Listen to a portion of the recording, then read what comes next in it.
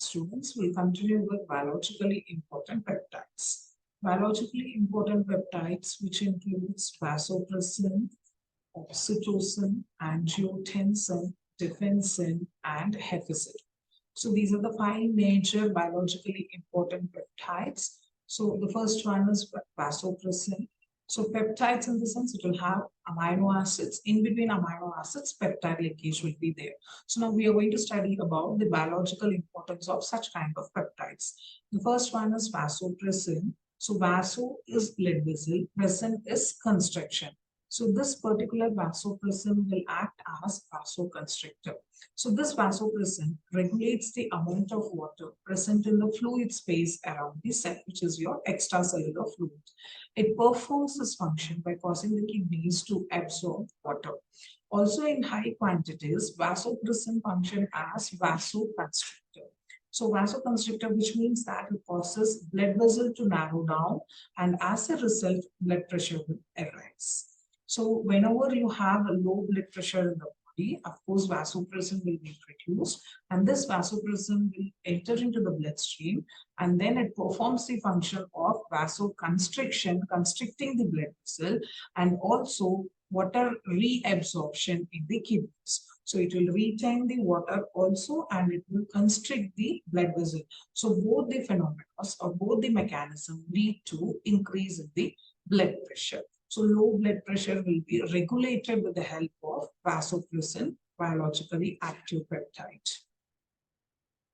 The next peptide is your oxytocin. Oxytocin is a hormone which is produced by the pituitary gland, especially the posterior pituitary gland. So oxytocin is produced by the pituitary gland which will be located in the brain. And this oxytocin is made up of 9 amino acid. And the most important function of your oxytocin is to contract the uterus during childbirth. Additionally, it also plays a very important function in milk ejection reflex during breastfeeding. Often it is known as the social hormone because it is liberated when people snuggle up together or bond socially. Whenever they have social bonding, of course, this oxytocin will be released from the pituitary gland. So the major social hormone is oxytocin. So apart from the social behavior, it has two more important functions, which is the contraction of uterus and also the milk ejection reflex during the breastfeeding. So these are the two major important functions along with the social behavior.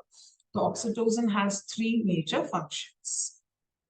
Next, we'll go to angiotensin. Angiotensin is a hormone again, and it's a part of renin-angiotensin system. So it will be involved in a mechanism called renin-angiotensin system. So these peptides are responsible for regulating the blood pressure. So how we saw vasopressin regulated the blood pressure. Whenever there is a low blood pressure, vasopressin will increase the blood pressure. So same way here, this angiotensin also will regulate the blood pressure. Also, they spur the discharge of aldosterone from the cortex to enhance the sodium retention by the kidney.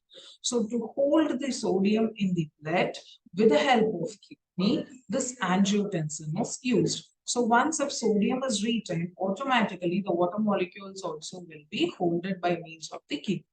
So the next amino acid biologically important is the defensin.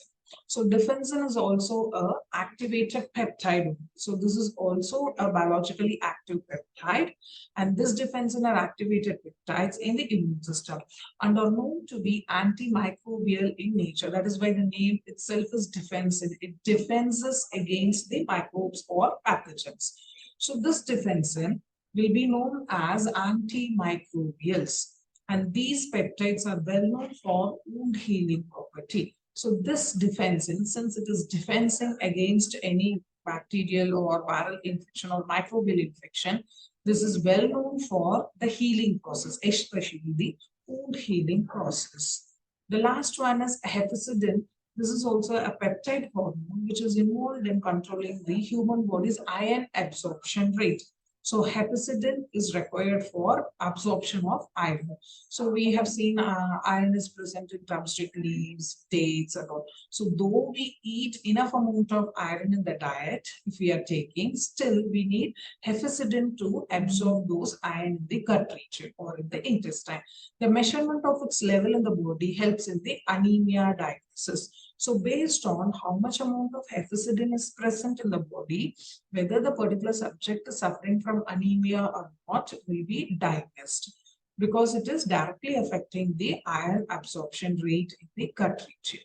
So we have basically 5 biological important peptide. One is vasopressin, oxytocin, angiotensin, defensin, and hepcidin.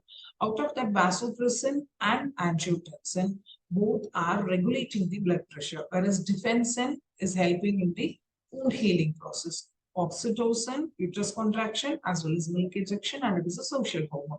Hepcidin is required for iron absorption. By this, we are completing the amino acid unit itself. We will continue with the next unit in the next session. Thank you.